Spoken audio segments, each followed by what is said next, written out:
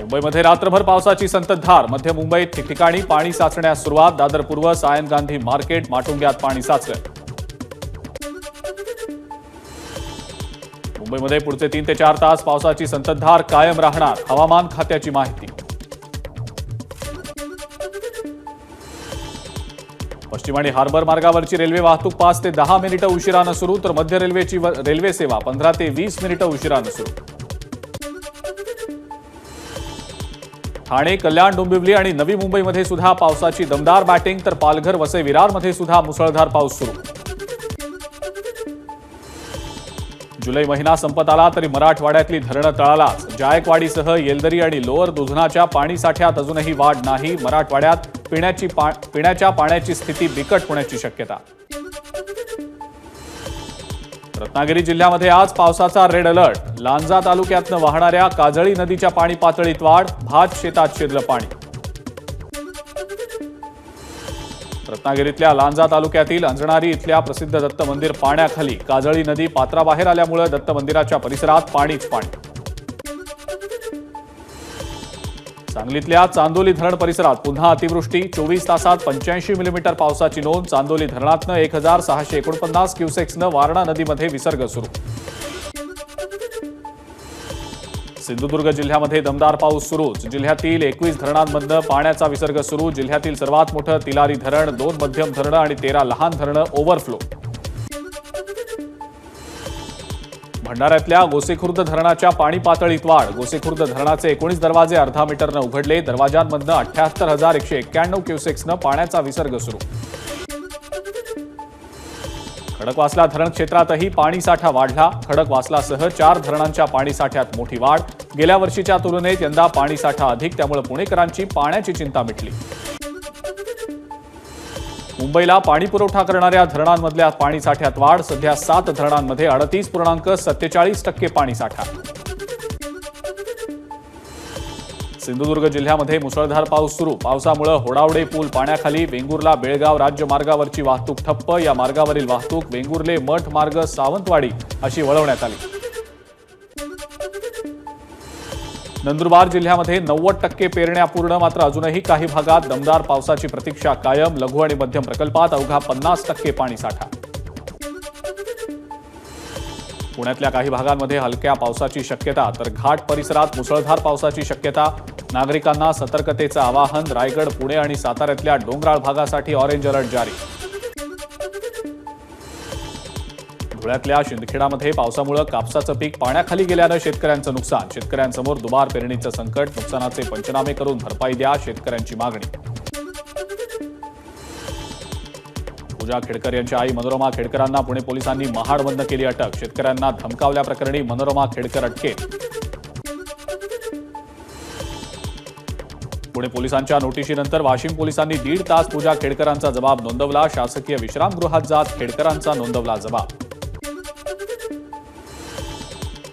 जबाब नोंदवण्यासाठी पुणे पोलिसांची पूजा खेडकरांना नोटीस. पुणे जिल्हाधिकाऱ्यांच्या विरोधात केलेल्या छळवणुकीच्या तक्रारीबाबत जबाब घेणार. खेडकरांनी वाशिममध्ये दाखल केलेली तक्रार पुणे पोलिसांकडे वर्ग. पूजा खेडकर यांचं प्रशिक्षण थांबवणं ही कारवाई पुरेशी नाही. त्यांना बडतर्फ केलं पाहिजे. तसंच फसवणूक केल्यानं फौजदारीचाही गुन्हा दाखल केला गेला पाहिजे. आरटीआय कार्यकर्ते विजय कुंभार यांची मागणी. अहमदनगरच्या पाथर्डीमधल्या भालगावच्या ग्रामस्थांचा खेडकर कुटुंबियांच्या समर्थनार्थ आंदोलनाचा इशारा. मनोरमा खेडकरांची विनाकारण बदनामी केली जात असल्याचं जिल्हाधिकाऱ्यांना दिलं निवेदन. केंद्रीय मंत्रिमंडळाची आज महत्त्वाची बैठक. पंतप्रधान मोदींच्या निवासस्थानी होणार बैठक. भाजपच्या कोर कमिटीची आज आणि उद्या मुंबईमध्ये मॅरेथॉन बैठक. आगामी विधानसभा निवडणुकीत किती जागा लढवायच्या याबाबत बैठकीमध्ये चर्चा होणार असल्याची माहिती.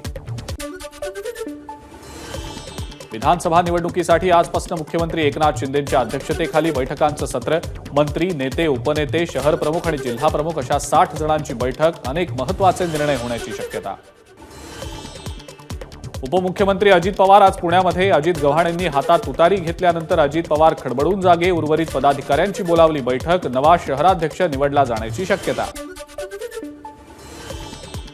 शरद पवारांच्या आज विविध बैठका, विधानसभा निवडणुकीच्या पार्श्वभूमीवर घेणार आढावा. शरद पवार गटाचे प्रदेशाध्यक्ष जयंत पाटील आज सोलापूर दौऱ्यावर, कार्यकर्त्यांची बैठक घेणार. ठाकरे गटाच्या वतीनं सिंधुदुर्ग जिल्ह्यामध्ये 45 दिवस निष्ठा यात्रा काढली जाणार. आमदार वैभव नायकांच्या नेतृत्वाखाली आज कुडाळमधल्या माणगावात निष्ठा यात्रेला सुरुवात होणार. वाघनख साताऱ्यात दाखल. 19 जुलैला ढोल ताशांच्या गजरात वाघनखांचं स्वागत केलं जाणार. साताऱ्यातल्या छत्रपती शिवाजी महाराज संग्रहालयात सातारकरांना वाघनख पाहता येणार. वाघनख सातारा, कोल्हापूर, मुंबईसह नागपूर आणि दिल्लीतल्या शासकीय संग्रहालयात ठेवली जाणार. शिवभक्तांना वाघनख पाहता यावीत यासाठी राज्य शासनाचा निर्णय. वाघनख शिवरायांची नाहीत, काही इतिहासकारांचा दावा. वाघनखांबाबत जाणकारांचं मत लक्षात घेणं गरजेचं. विरोधी पक्षनेते विजय वडेट्टीवार यांचं वक्तव्य. विरोधी पक्षाचे नेते म्हणजे इतिहासकार नाहीत, त्यांचं पोट दुखणं स्वाभाविक. वडेट्टीवारांनी केलेल्या टीकेवरनं सांस्कृतिक कार्यमंत्री सुधीर मुनगंटीवारांचं प्रत्युत्तर.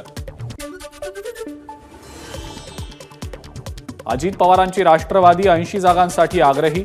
अनुकूल 80 जागांसाठी राष्ट्रवादीकडून सर्वेक्षण. धर्मराव बाबा आत्राम यांचा खुलासा.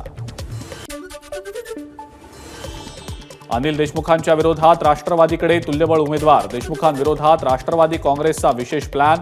धर्मराव बाबा आत्राम यांचा दावा. राज्यपाल रमेश बैस यांची मुदत 28 जुलैला संपणार. लोकसभेत उमेदवारी न मिळालेल्या माजी मंत्र्यांपैकी एकाची निवड होण्याची शक्यता. छत्तीसगड महाराष्ट्र सीमेवर पोलीस आणि माओवाद्यांमध्ये चकमक. 12 माओवाद्यांना कंठस्नान. चकमकीत पोलीस उपनिरीक्षक सतीश पाटील जखमी. गडचिरोली पोलिसांना राज्य सरकारकडून 51 लाखांचं बक्षीस जाहीर. गडचिरोलीतल्या कार्यक्रमात गृहमंत्री देवेंद्र फडणवीसांची घोषणा. 12 माओवाद्यांना कंठस्नान घालणाऱ्या C60 जवानांना मुख्यमंत्र्यांकडून शाबासकी. गडचिरोली पोलीस अधीक्षक निलोत्पल आणि स्पेशल IG संदीप पाटील यांच्या C60 युनिट प्रमुखांना मुख्यमंत्र्यांनी फोन करत त्यांचं केलं कौतुक.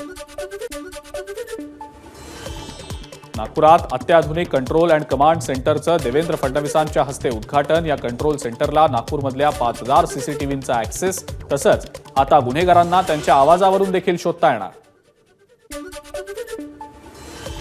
समृद्धी महामार्गावरील भगदाड दुरुस्त करण्याचं काम अखेर सुरू. मुंबई कॉरिडॉरवरच्या चेनेज 332.6 वरच्या पुलावरील भगदाड ABP माझानं समोर आणलं होतं. ऑगस्टच्या पहिल्या आठवड्यापासून मध्य रेल्वेचं नवं वेळापत्रक. दादर स्टेशनमधनं 10 लोकल फेऱ्या सुरू करण्याचा निर्णय. तर परळ स्टेशनमधनं अतिरिक्त 24 फेऱ्या सुरू होणार. खड्ड्यांमुळे झालेल्या मृत्यूंसाठी पालिका आयुक्त आणि सरकारी यंत्रणांना जबाबदार धरा. याचिकाकर्त्या ॲडव्होकेट ठक्कर यांची हायकोर्टाला विनंती. पश्चिम महाराष्ट्रामध्ये झिका व्हायरसच्या रुग्णांमध्ये वाढ. पुणे, कोल्हापूर आणि नगर जिल्ह्यांमध्ये 28 रुग्णांची नोंद.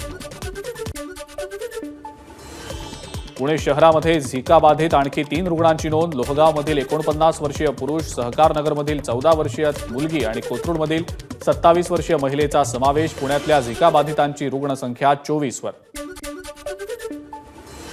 नाशिक महानगरपालिका इमारतीच्या छतावरच डासांची उत्पत्ती होत असल्याचं समोर. त्यामुळे आता पालिका काय कारवाई करणार याकडे लक्ष.